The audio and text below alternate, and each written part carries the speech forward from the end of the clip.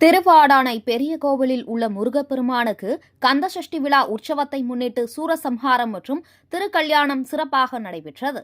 ராமநாதபுரம் மாவட்டம் திருவாடானையில் உள்ள அருள்மிகு ஸ்நேகவள்ளி சமேத ஆதிரத்னேஸ்வரர் திருக்கோவிலில் வளாகத்தில் உள்ள முருகப்பெருமானுக்குரிய கந்தசஷ்டி பெருவிழாவை முன்னிட்டு கடந்த 5 நாட்களுக்கும் மேலாக பல்வேறு சிறப்பு அபிஷேக ஆராதனைகள் மிக சிறப்பாக நடத்தப்பட்டது.